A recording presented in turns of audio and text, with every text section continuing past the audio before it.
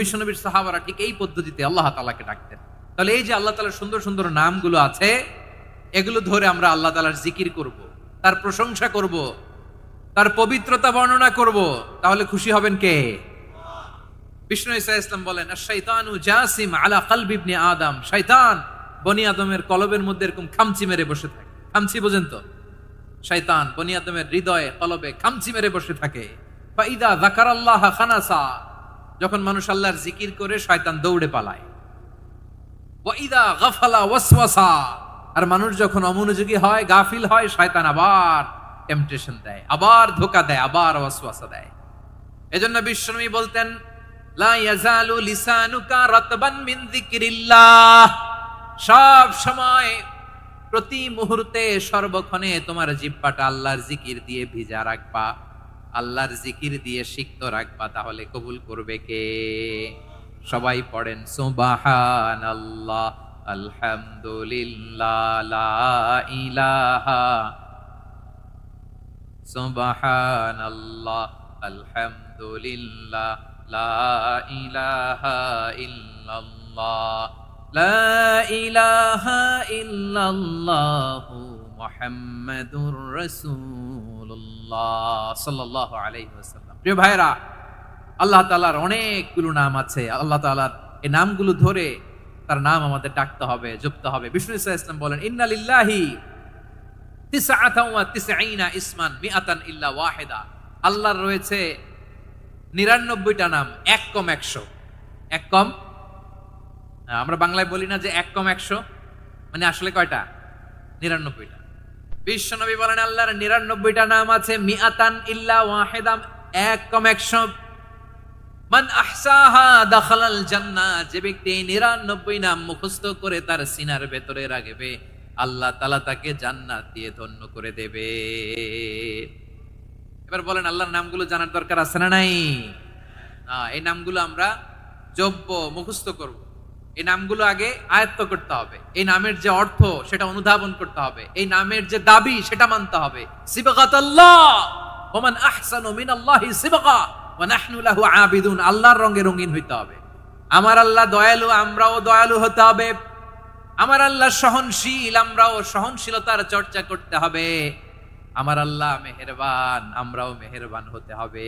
বিষ্ণু ঈসা ইসলাম আল্লাহর এই চমৎকার সুন্দরতম নামগুলো ধরে ধরে আল্লাহর কাছে চাইতেন। আপনি যখন দোয়া করবেন, আল্লাহর নামগুলো ধরে যদি দোয়া করেন, আল্লাহ ওই দোয়া ফিরায় দেয় না। সুবহানাল্লাহ বলেন।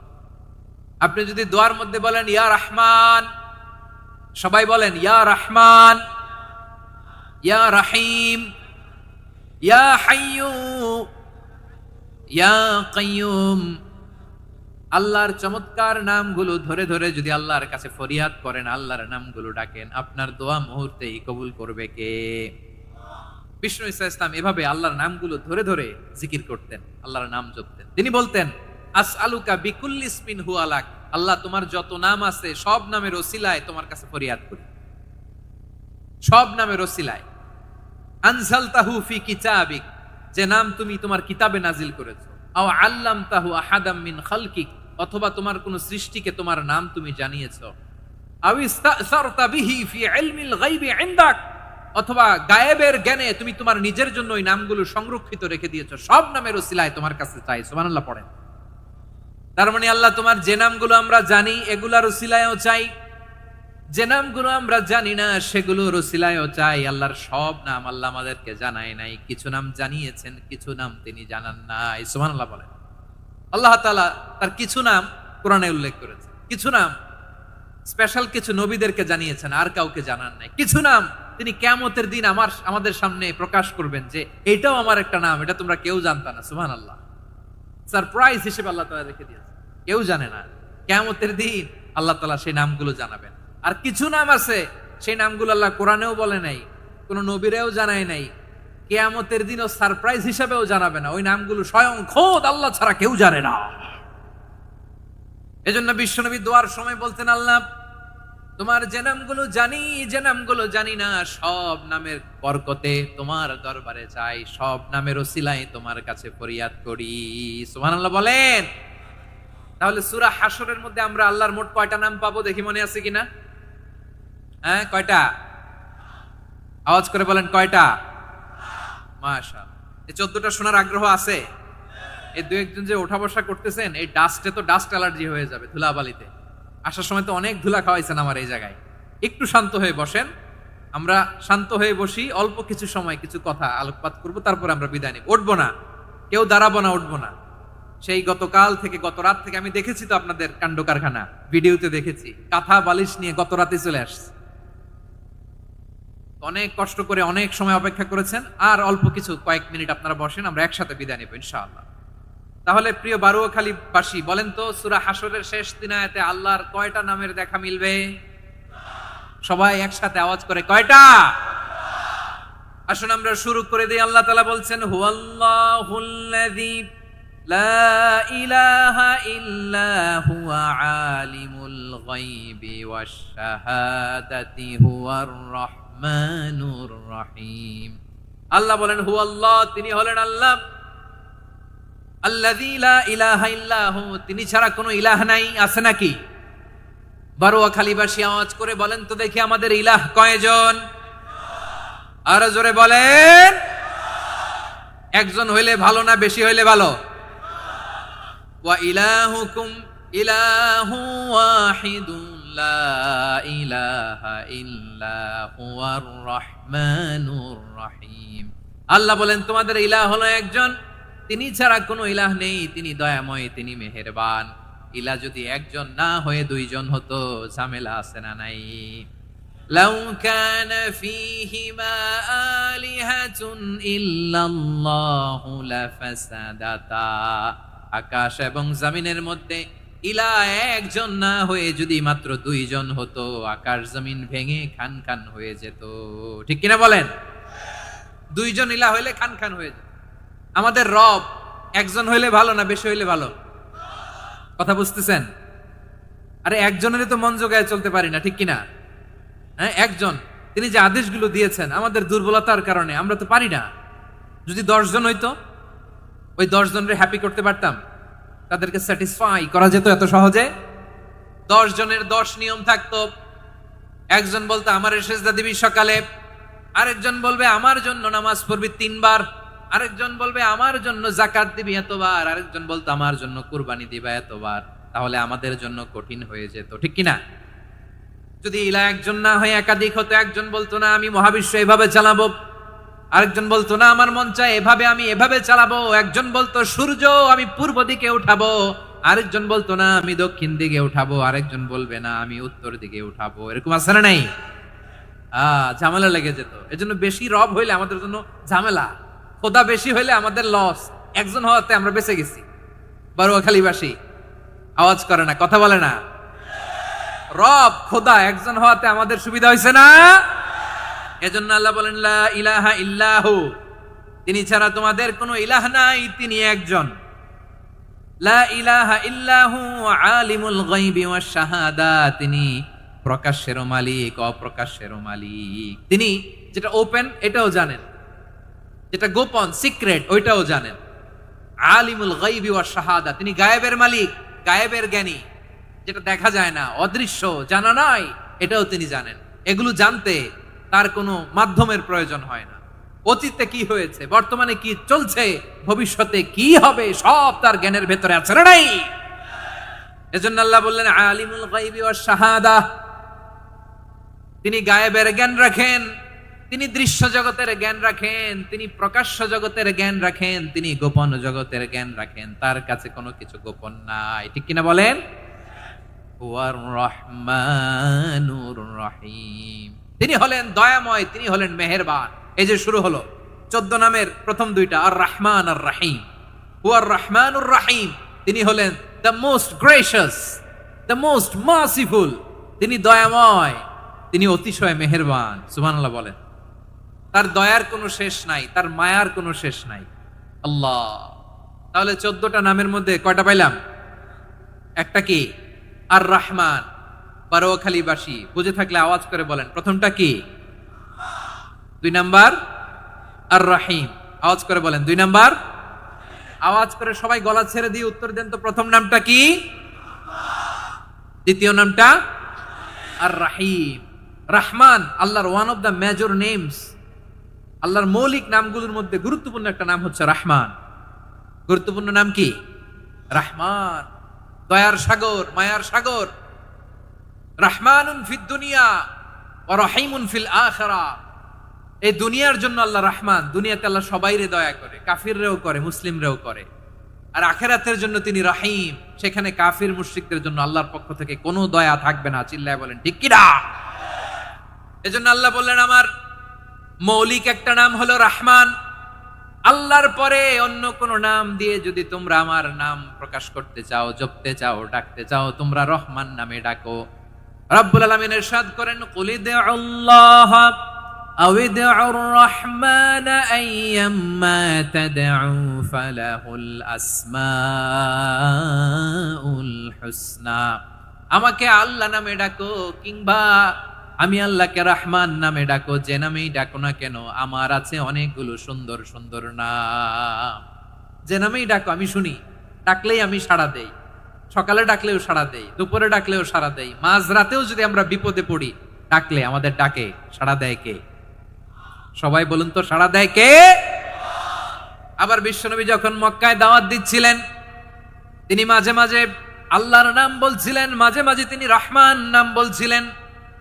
যখন তিনি বললেন ওয়াইদা কিলা লাহুমুসজুদু লিররহমানি ক্বালু ওয়ামার রহমান। বিশ্বনবী মক্কায় যখন মক্কার কাফিরদেরকে, কুরাইশদেরকে বলল তোমরা রহমানকে সেজদা দাও, রহমানের ইবাদত করো, রহমানের জন্য সেজদায় লুটিয়ে পড়ো। মক্কাবাসী বলে রহমান আবার কে? রহমান রে তো চিনি না। রহমান কে? আল্লাহ চিনি, রহমান চিনি না। মক্কাবাসী কি বলে? কারে চিনে? আল্লাহরে চিনে। কারে চিনে না? রহমান কে তো চিনি না। রহমান আবার কোত্থেকে আসলো? কে Rahman? Who is this Rahman? যখন তারা বলে রহমান রে চিনি না, আল্লাহর গায়রতে আঘাত লেগেছে। আল্লাহ বলে রহমান রে চিনো না? না, তাদেরকে চিনানোর জন্য আল্লাহ ৭৮ আয়াত বিশিষ্ট আর রহমান নামে কোরআনে একটা সূরা নাজিল করেছেন। যখন মক্কার কুরাইশরা বলে আল্লাহ চিনি, রহমান চিনি না, আল্লাহ বলে রহমান রে চিনো না, তাহলে চিনে না ও রহমান নামে তিনি ৭৮ আয়াত বিশিষ্ট কালামুল্লাহ মাজিদে একটা গোটা সূরা নাজিল করে দিয়েছেন। তিনি নাজিল করলেন আর রহমানু আল্লামাল কুরআনা খালাকাল ইনসানা আল্লামাহুল বায়ান। দয়াময় রহমান শেখালেন কোরআন, বানালেন ইনসান, শেখালেন বায়ান। দয়াময় রহমান শেখালেন কোরআন, বানালেন ইনসান, শেখালেন বায়ান। দয়াময় রহমান শেখালেন কোরআন, বানালেন ইনসান, শেখালেন বায়ান। পড়েন আল্লাহু আকবার। আল্লাহ বলে রহমান কারে বলে চেনো না? শুনে নাও, ৭৮ আয়াত বিশিষ্ট গোটা একটা সূরা নাজিল করে দিলাম, সূরাতু আর রহমান। আর রহমান তিনি দয়ালু, আল্লামাল কুরআন, তিনি মানুষকে কোরআন শিখিয়েছেন। খালাকাল ইনসান, মানুষ বানিয়েছেন।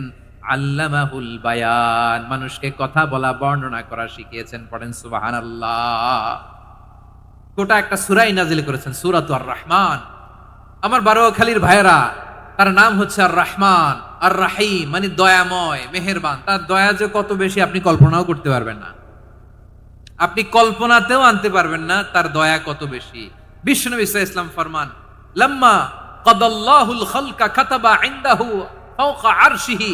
আল্লাহ যখন মহাবিশ্বের সব সৃষ্টি করে সারলেন, তিনি আরশের উপরে লিখলেন সাবাকাত রাহমাতি গাদাবি। সাবাকাত রাহমাতি গাদাবি কোথায় লিখছে?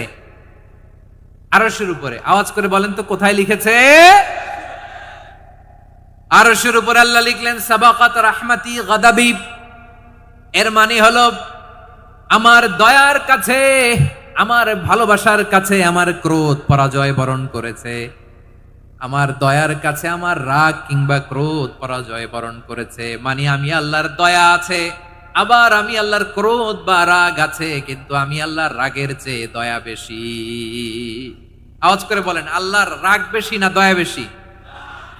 আল্লাহর যদি রাগ থাকতো আমরা বাঁচতে পারতাম? যে পরিমাণে আকাম কুকাম আমরা করি, অপকর্ম করি, অন্যায় করি, জুলুম করে জুলুমের আড্ডাখানা বানিয়ে রেখেছি গোটা দুনিয়াকে, আল্লাহ যদি মুহূর্তে মুহূর্তে রেগে যেতেন আমরা বাঁচতে পারতাম? মহাবিশ্ব সৃষ্টির পরেই তিনি আরশের উপরে লিখেছেন সাবাকাত রাহমাতি গাদাবি, মানে আমি আমার দয়ার কাছে আমি আল্লাহর ক্রোধ, রাগ, ক্ষোভ এটা পরাজিত হয়েছে। সুবহানাল্লাহ বলেন। আবার বিষ্ণু বললেন জাআলাল্লাহুর রাহমাতা মিয়াতা জুজ, আল্লাহ দয়ার ভালোবাসাকে 100 টুকরা করলেন। 99 টুকরা দয়া মায়া ভালোবাসা আল্লাহ নিজের কাছে রেখে দিলেন, আর 1 টুকরা দয়া মায়া ভালোবাসা আল্লাহ গোটা বিশ্বের সবার মাঝে ঢেলে দিলেন।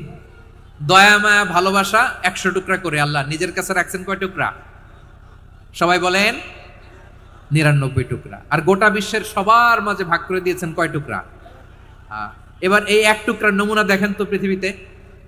স্বামী স্ত্রীর জন্য কত ভালোবাসা, বন্ধু বন্ধুর জন্য কত ভালোবাসা, গার্লফ্রেন্ড বয়ফ্রেন্ডের জন্য গলায় ফাঁস লাগায়, আছে না নাই? এই এখন গলার আওয়াজ বাড়ছে ইয়াংদের। হুজুর এখন গার্লফ্রেন্ড বয়ফ্রেন্ডের ভিতরে ঢুকছে, এখন আমরা আসি হুজুর। জেগে উঠছে বারুয়াখালী। দেখেন এই তো কয়েকদিন আগেই তো, কত বছরের 12 না কত বছরের এক মেয়ে, কত বছর? 11। ওই দেখেন সব মুখস্থ দুষ্টগুলার, আর কিছু মুখস্থ না থাকলে এগুলো মুখস্থ। 11 বছরের, তারে কি বলবো, তরুণীও তো না, কিশোরী।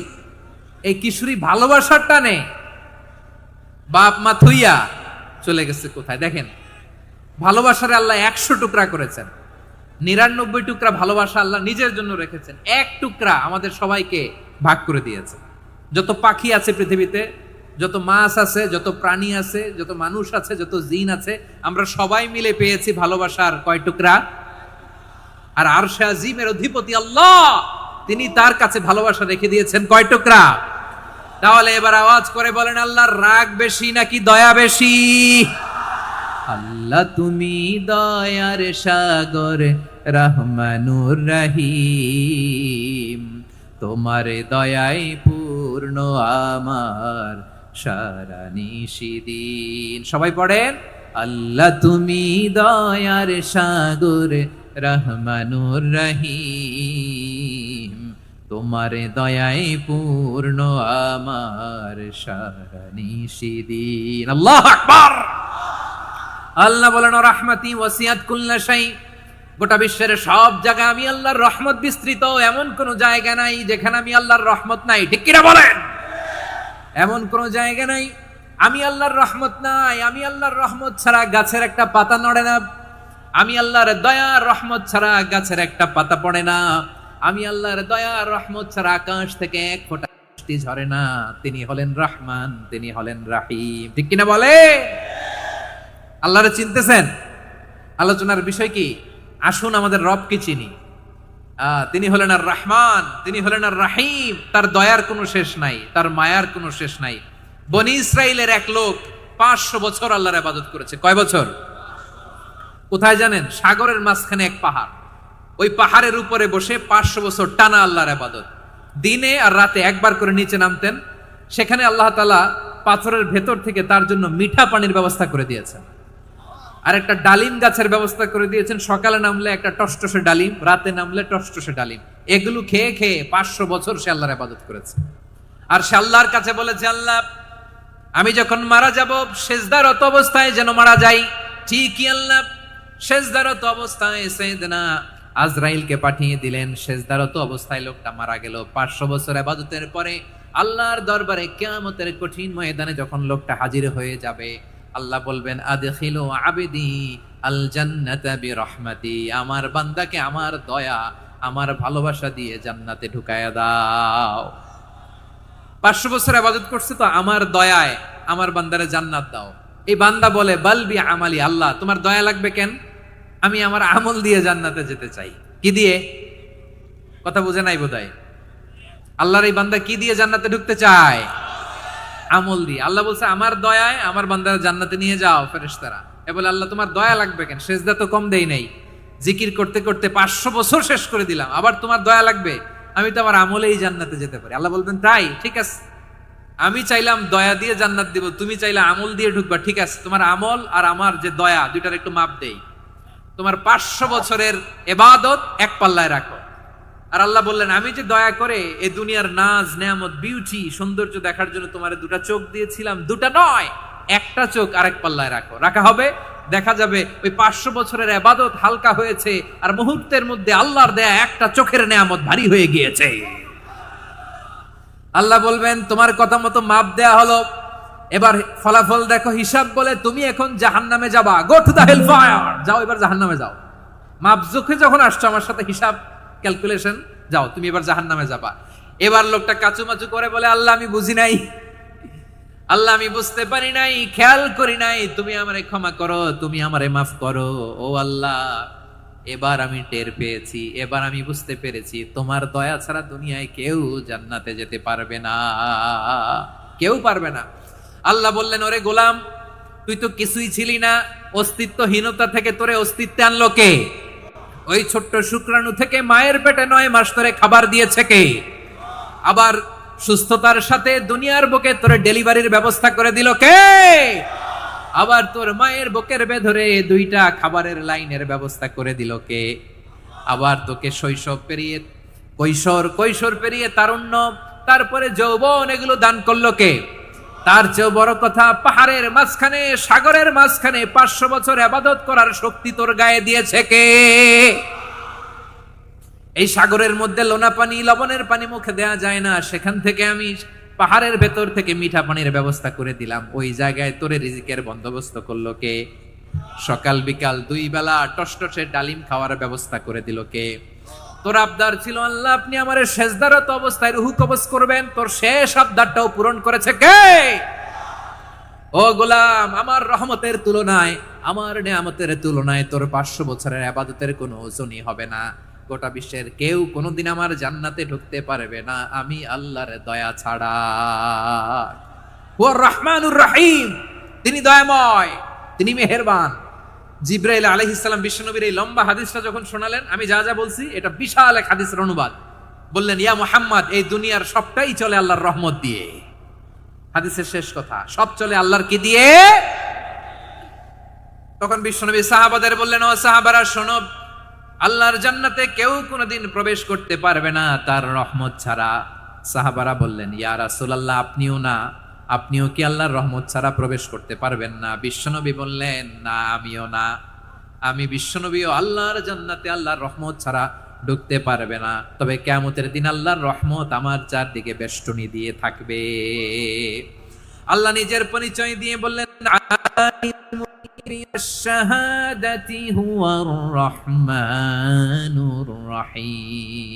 আমি হলাম রহমান, আমি রাহিম। আল্লাহরে চিনছেন? ওবারখালীর ভাইয়ের, আপনার রবকে চিনতে পারতেছেন? তিনি দয়ার সাগর, তিনি মায়ার সাগর। তার দয়ার সাগর যে কত বড় আপনার কল্পনাতেও নাই। এজন্য আপনার পাপ যত বড় হোক, অন্যায় যত বড় হোক, অপরাধ যত বড় হোক, আপনার জুলুম যত বড় হোক, আল্লাহর রহমান নামের দরিয়া তার চাইতেও বড়।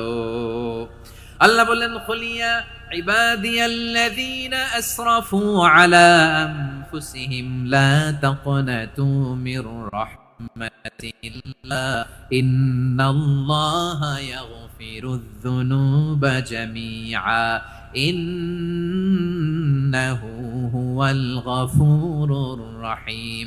ও আমার গুনাহগার বান্দারা শোনো, জুলুম করেছে, ভুল করেছে, অন্যায় করেছে, আল্লাহর রহমত থেকে নিরাশ হয়ো না। আমরা বিশ্বাস কঠিন কালে আল্লাহর রহমত থেকে নিরাশ হব না, ঠিক কিনা বলেন? আল্লাহর রহমত থেকে নিরাশ হবেন? ভুল করে ফেলছেন, আরে ভুল তো সবাই করে, পাপ হইছে, আরে পাপ তো সবার আছে, আমরা সবাই পাপী, সবাই পাপী।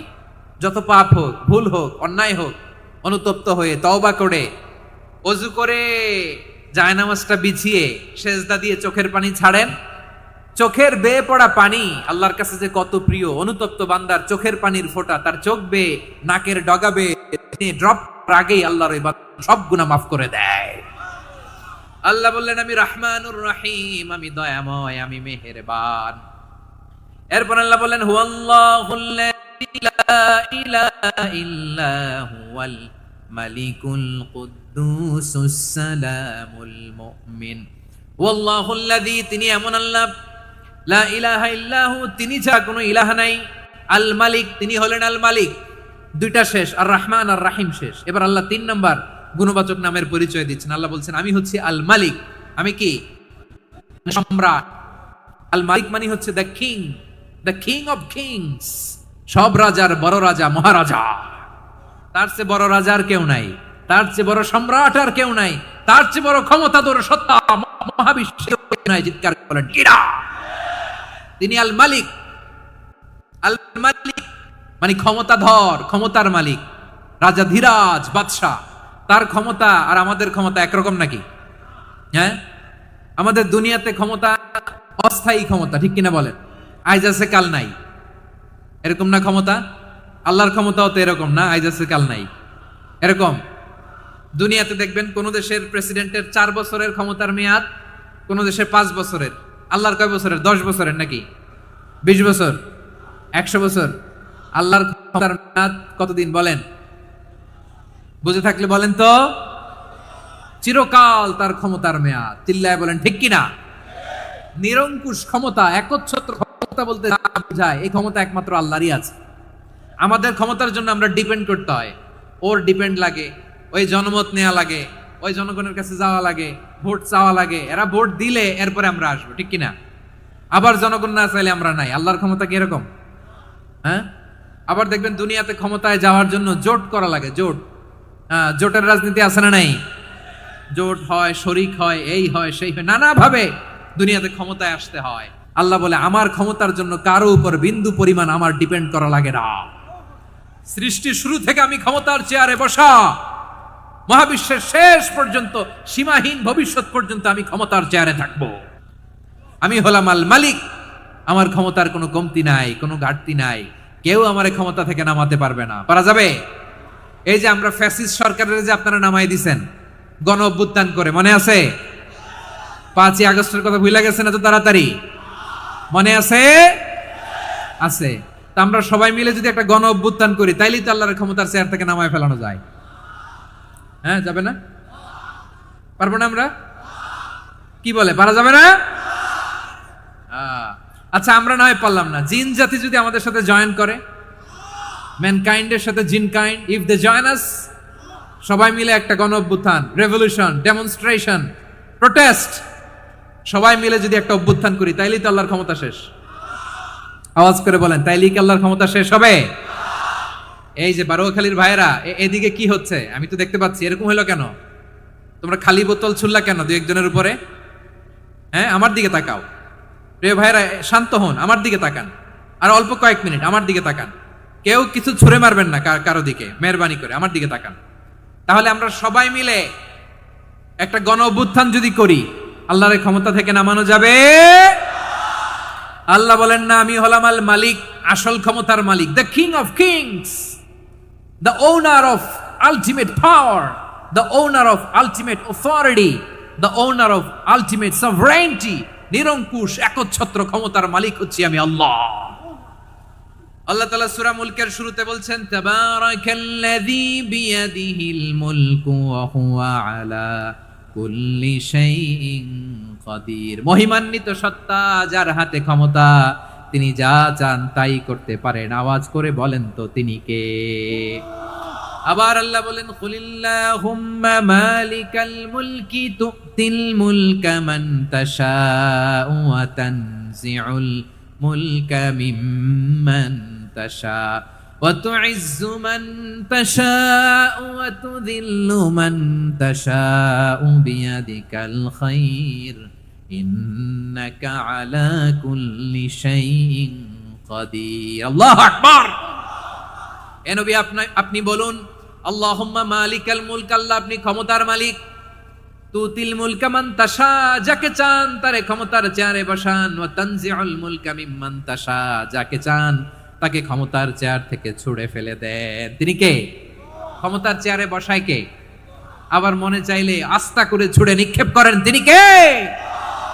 আবার আল্লাহ বললেন, ওয়ালাম ইয়াকুল্লাহু শারীকুন ফিল মুলকি, আমার ক্ষমতায় কোনো শরীক নাই, কোনো জোট নাই, কোনো পার্টনার নাই, কোনো অংশীদার নাই। আবার আমি চলে গেলে আমার ক্ষমতার দাবিদারও কেউ নাই। আল্লাহু আকবার। এই দুনিয়াতে রাজা মারা গেলে পরে রাজা কে হয়? রাজার ছেলে রাজা, ঠিক কিনা বলেন? আল্লাহ চলে গেলে আরেকজন বসবে নাকি? এরকম না, তার ক্ষমতার সাথে দুনিয়ার ক্ষমতার কোনো মিলই নাই। এজন্য তিনি তার নাম দিয়েছেন আল মালিক।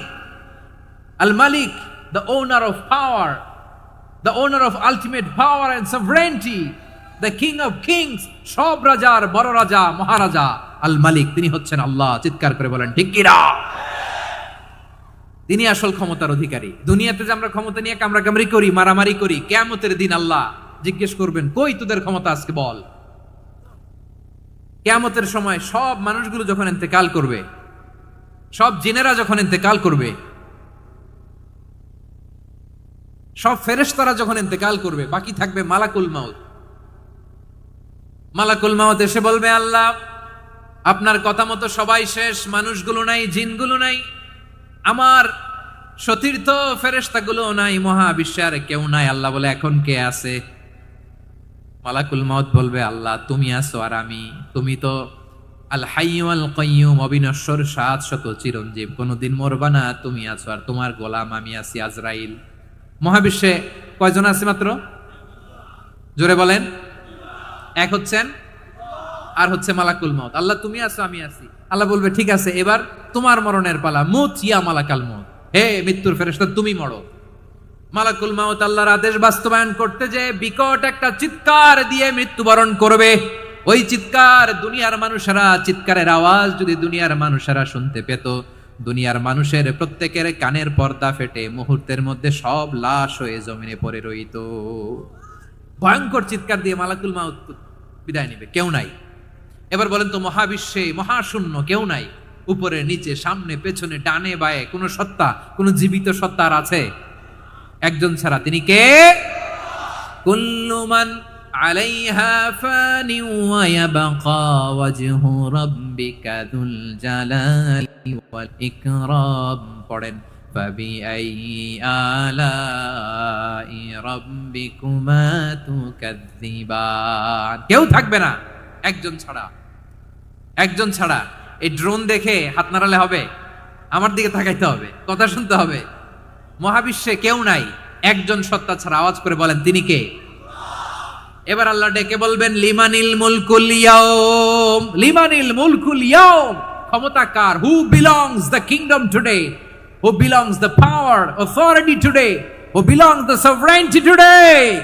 আজকে ক্ষমতা কার?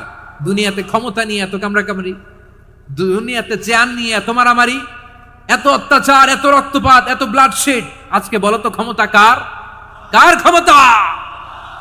মহাশূন্যে কোনো আওয়াজ নাই, শুধু আমার রবই বলবেন, লিমানিল মুলকুল ইয়াউম, আজকে ক্ষমতা কার? কোনো আওয়াজ নাই, উত্তর দেওয়ার মতো জীবিত কোনো সত্তা নাই, ফলে কেউ উত্তর দিতে পারবে না। আল্লাহ নিজেই প্রশ্নের উত্তর দিয়ে বলবেন, লিল্লাহিল ওয়াহিদিল কাহ্হার, একচ্ছত্র অধিপতি, ক্ষমতার মালিক আল্লাহ ছাড়া কারোর জন্য কোনো ক্ষমতা নাই। চিল্লায় বলেন ঠিক কি না? তাহলে আর রহমান আর রাহিমের পরে আমরা জানলাম আমার আল্লাহর আরেকটা সুন্দর গুণবাচক নাম হচ্ছে আল মালিক। কি নাম? আল মালিক, মানে দ্য কিং, রাজাধিরাজ, সব রাজার বড় রাজা, মহারাজা। এরপরে 4 নম্বরে আল্লাহ বললেন আল কুদ্দুস, তিনি হলেন আল কুদ্দুস। আল কুদ্দুস মানে হচ্ছে অতি পবিত্র, মহাপবিত্র, the most holy, the absolutely pure, যার কোনো খুঁত নাই। আল্লাহর কোনো খুঁত আছে? তিনি মহাপবিত্র। আল্লাহর পবিত্রতা যখন আমরা বর্ণনা করি, আল্লাহ খুশি হয়ে যান, কারণ তার সত্তার একটা বৈশিষ্ট্য হচ্ছে তিনি আল কুদ্দুস। বারোয়াখালীবাসী আল্লাহর নামটা একটু জপেন না, বলেন আল কুদ্দুস, সবাই আওয়াজ করে আল কুদ্দুস। অতি পবিত্র, তার মধ্যে কোনো অপবিত্রতার ছিটে ফোঁটা নাই, মহাপবিত্র, the most pure, the most holy, অতি পবিত্র। ফেরেশতারা বলেছিল, আল্লাহ আপনি মানুষ কেন বানাবেন? নাহনু নুসাব্বিহু বিহামদিকা ওয়া নুকদ্দিসু লাক। এই যে নুকদ্দিসু কুদ্দুস পাইছেন? তারা বলেছিল, আল্লাহ মানুষ কেন বানাবেন? মারামারি করবে, আমরাই তো ভালো, আমরাই আপনার মহিমা বর্ণনা করি, আমরাই আপনার পবিত্রতা বর্ণনা করি। নুকদ্দিসু লাক, তার মানে আল কুদ্দুস। আবার আমার নবী, বিশ্ব নবী যখন সিজদায় লুটিয়ে পড়তেন, আম্মা জানা এসে বলেন, আমরা তো সিজদার মধ্যে সুবহান রাব্বিয়াল আলা বলেই শেষ, কিন্তু বিশ্বনবী তাহাজ্জুদের নামাজে, নফল নামাজে, সুন্নত নামাজে 3 বার সুবহান রাব্বিয়াল আলা তাসবিহ পড়ার পরে তিনি পড়তেন সুবহুন কুদ্দুসুন রাব্বুল মালাইকাতি ওয়ার রূহ। সুবহ কুদ্দুস রাব্বুল মালাইকাতি ওয়ার রূহ। সিজদায় লুটিয়ে পড়ে বিশ্বনবী এই দোয়াটা পড়তেন। নফল নামাজে, সুন্নাত নামাজে কিংবা তাহাজ্জুদের নামাজে সুবহান রাব্বিয়াল আ'লার পরে কি পড়তেন? সুব্বুহুন। আওয়াজ করে বলেন, সুব্বুহুন কুদ্দুসুন রব্বুল মালাইকাতি ওয়ার রূহ। মানে আল্লাহ আপনি প্রশংসিত, আল্লাহ আপনি অতি পবিত্র, আপনি সব ফেরেশতা কুলের রব, ফেরেশতাদের সরদার জিব্রাইলের রব। সুবহানাল্লাহ। আজকে থেকে পড়বেন সিজদায়? হ্যাঁ, বারোখালীবাসী পড়বেন নাকি হুজুর নামাজে তো পড়ি না? হ্যাঁ, এরকম নফল নামাজে, তাহাজ্জুদের নামাজে, সুন্নত নামাজে সিজদার যে তাসবিহ সুবহান রাব্বিয়াল আ'লা 3 বার পড়ার পরে আমার ভাইরা, মহিলা প্যান্ডেলে আমার যে মায়েরা বোনেরা আছে, আজকে তো রেকর্ড হয়ে যাবে, কালকেই ভিডিও পেয়ে যাবেন। 3 বার সুবহান রাব্বিয়াল আ'লা পড়ার পরে পড়বেন সুব্বুহুন কুদ্দুসুন রব্বুল মালাইকাতি ওয়ার রূহ। পড়বেন তো ইনশাআল্লাহ? আবার বিশ্বনবী বলেন ইন্নাল্লাহা তাইয়্যিব লা ইয়াকবালু ইল্লা তাইয়্যিবা। আল্লাহ পবিত্র, পবিত্রতা ছাড়া তিনি কিছু গ্রহণ করেন না, অপবিত্র কোনো কিছু আল্লাহ গ্রহণ করে না। অনেকে আছে ঘুষ খায়, সুদ খায়, অন্যায় অপরাধ চাঁদাবাজি যা আছে সব করে, হারাম টাকা, হারাম উপার্জন। এই হারাম উপার্জন দিয়ে আবার মসজিদ বানায়, আছে না নাই? ইনকাম সবটাই হারাম, ওইটা দিয়ে আবার এতিমখানা বানায়, আছে না নাই? আছে। ওইটা আল্লাহ কবুল করবে না, কারণ আল্লাহ নিজে পবিত্র। পবিত্র না হলে কিছুই অ্যাকসেপ্ট করেন না। সুবহানাল্লাহ পড়েন। তাহলে বুঝলাম তিনি আল কুদ্দুস মানে অতি পবিত্র। এরপরে আল্লাহ বলেন আমি হচ্ছি আসসালাম। আওয়াজ করে বলেন আসসালাম। আসসালাম মানে হচ্ছে শান্তির আধার। সালাম মানে কি? শান্তির আধার, যার কাছ থেকে শান্তি আসে। দ্য সোর্স অফ পিস, তিনি শান্তির আধার। এজন্য আমরা একে অপরের সাথে দেখা হলে কি বলি? সালাম। কি বলি? সালাম সালাম হাজার সালাম সকল শহীদ স্মরণে আমার হৃদয় রেখে যেতে চাই তাদের স্মৃতির চরণে। সবাই বলেন সালাম সালাম হাজার সালাম সকল শহীদ স্মরণে আমার হৃদয় রেখে যেতে চাই তাদের স্মৃতির চরণে। পড়েন আমিন। আমরা সকল ভাষা শহীদ, সকল মুক্তিযোদ্ধা, তাদের জন্য দোয়া করি এবং 24-এর ছাত্র নাগরিক অভ্যুত্থানে যারা শাহাদাতের সর্বোচ্চ নাজরানা পেশ করে এই নতুন ভোরের বাংলাদেশ আমাদেরকে উপহার দিয়েছে, তাদের জন্য আল্লাহর কাছে দোয়া করি। সবাই বলেন আমিন। আমার প্রিয় বারোয়াখালীবাসী, আপনারা কি ক্লান্ত হয়ে গেছেন? কষ্ট হচ্ছে? তাহলে 2-4 জন দাঁড়াচ্ছেন কেন? এই যে 2-1 জন যে বোতল ছুঁড়ে মারছো, তোমাদেরকে কি আমি দেখি নাই মনে করছো? এই বোতল ছুঁড়ে মারলা কেন? বসো বসো। হ্যাঁ, মেহেরবানি করে বসবেন, মেহেরবানি করে বসবেন। সবাই আওয়াজ করে তাকবীর পড়ুন, লিল্লাহে তাকবীর। এই আপনাদের গলার আওয়াজ। এতগুলো মানুষ তাকবীর পড়লে এতটুকু আওয়াজ হয় আমি বিশ্বাস করি না। আওয়াজ করে পড়েন সবাই, লিল্লাহে তাকবীর, লিল্লাহে তাকবীর, লিল্লাহে তাকবীর। আল্লাহর একটা নাম হচ্ছে আসসালাম, মানে হচ্ছে শান্তির আধার, দ্য সোর্স অফ পিস। শান্তি দেওয়ার মালিক কে? এজন্য শান্তি চাইবো কার কাছে? আল্লাহ তুমি আমার দেশটাকে শান্তিময় করো, বলেন আল্লাহ তুমি আমাদের পরিবারের শান্তি নসিব করো, পড়েন আমিন। আল্লাহ আমাদের জীবনটাকে তুমি শান্তিময় করো, পড়েন আমিন। এজন্য বিশ্বনবী সালাম ফিরানোর পরে 3 বার পড়তেন আস্তাগফিরুল্লাহ, আস্তাগফিরুল্লাহ, আস্তাগফিরুল্লাহ। এরপরে বিশ্বনবী পড়তেন আল্লাহুম্মা আনতাস সালাম ওয়া মিনকাস সালাম তাবারাকতা রাব্বানা ইয়া যাল জালালি ওয়াল ইকরাম। ও আল্লাহ আপনি শান্তির আধার, আপনার কাছ থেকে শান্তি আসে, আপনি বরকতময়। এই দোয়াটা পড়েন আপনারা সালাম ফিরানোর পরে, পড়েন না? পড়বেন আজকে থেকে আল্লাহুম্মা আনতাস সালাম ওয়া মিনকাস সালাম তাবারাকতা ইয়া যাল জালালি ওয়াল ইকরাম। আবার জান্নাতের আরেকটা নাম হচ্ছে দারুস সালাম, মানে শান্তির ঘর। জান্নাতের আরেকটা নাম কি? দারুস সালাম। ওই দারুস সালামে আমরা যেতে চাই কি চাই না? আমরা ওই জান্নাতের অধিবাসী হতে চাই কি চাই না? এই বারোয়াখালীর ঐতিহাসিক তাফসীরুল কোরআনের ময়দানে আমরা যেমনি একত্রিত হলাম, আল্লাহর জান্নাতেও যেন আমরা এভাবে একত্রিত হতে পারি। আল্লাহ তুমি কবুল করো। আওয়াজ করে পড়েন আমিন। সালামের পরে আল্লাহ বললেন আল মুমিন। আমার আরেকটা নাম হচ্ছে আল মুমিন। আল মুমিন মানে হচ্ছে নিরাপত্তা দানকারী। আমাদের নিরাপত্তা দেয় কে?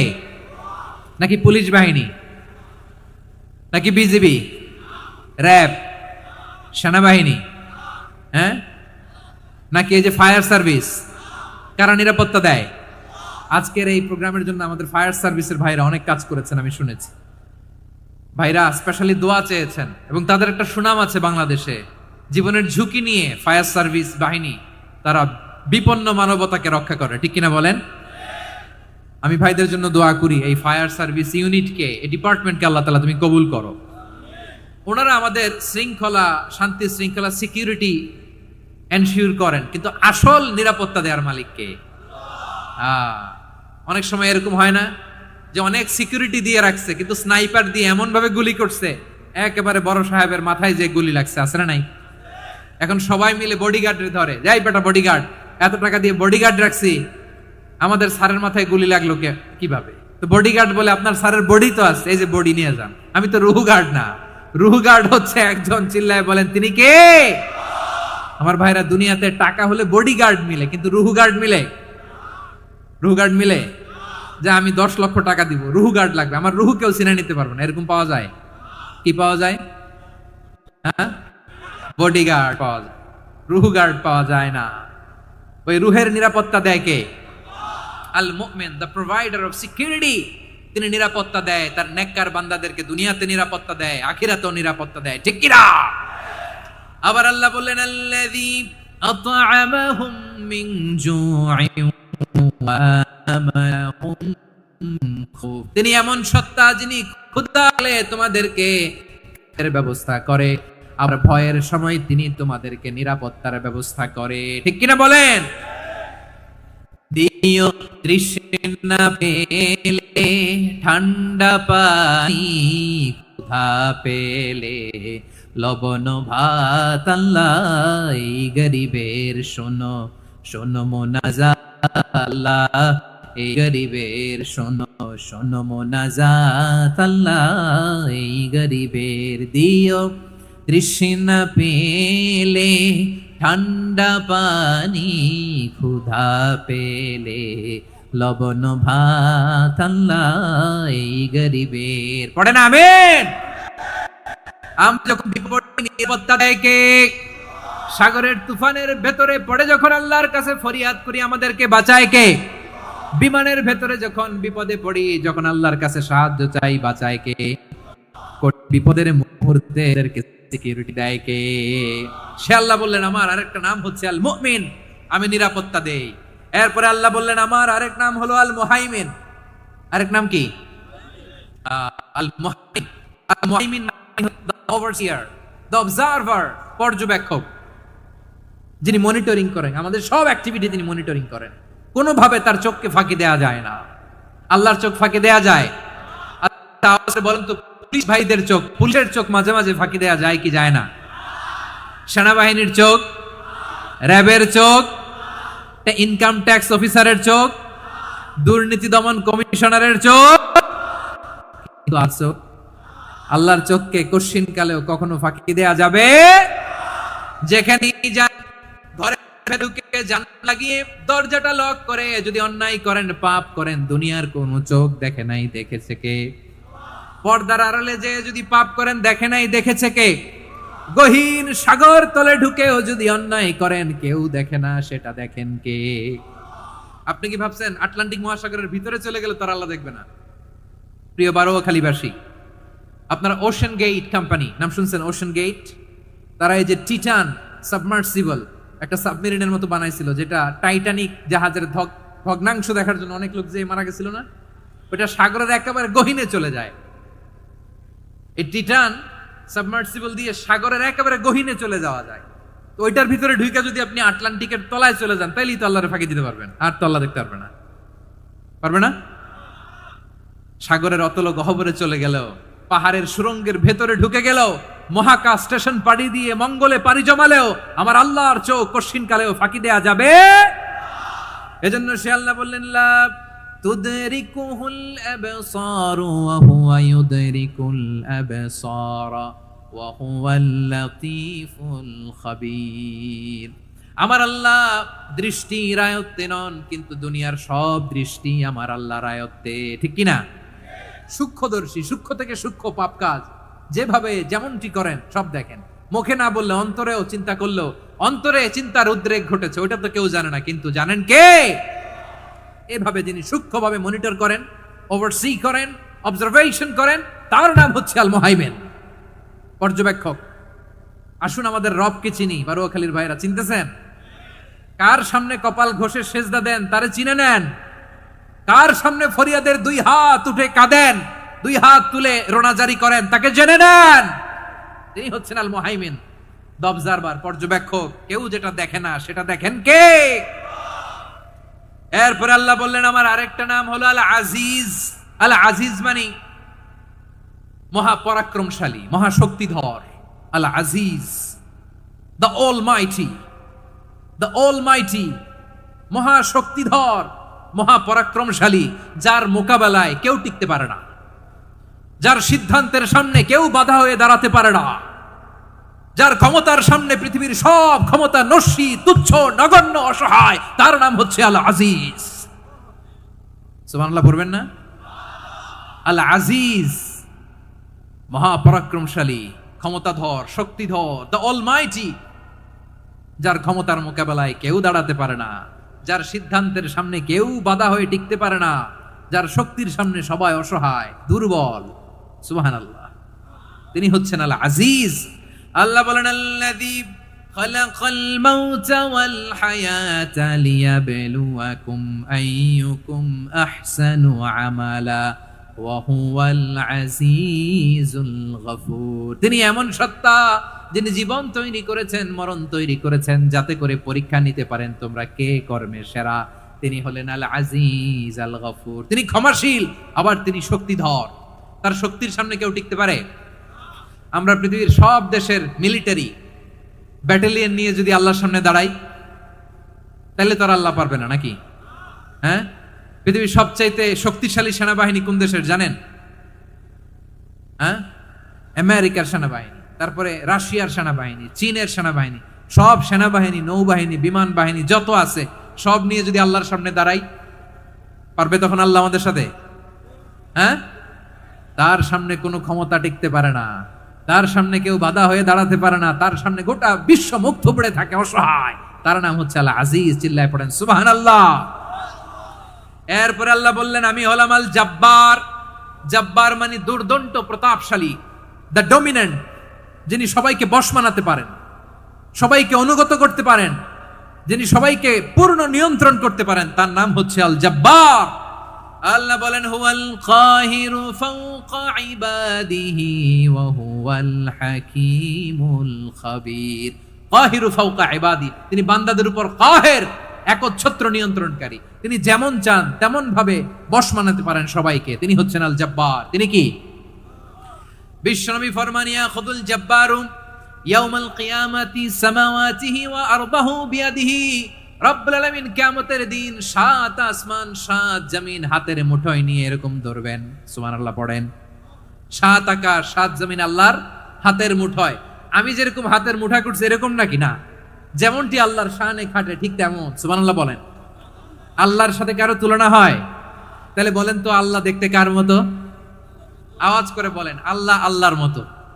আল্লাহ কার মতো? ওয়ালাম ইয়াকুল্লাহু কুফুয়ান আহাদ, তার মতো কেউ নাই। তাহলে তিনি কার মতো? তার মতো। আওয়াজ করে বলেন বারুয়াখালী, তিনি কার মতো? তার মতো।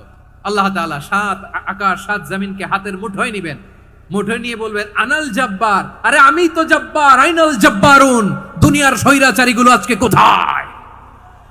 দুনিয়ার জালিম গুলো কোথায়? দুনিয়ার অত্যাচারী বাদশাগুলো আজকে কোথায়?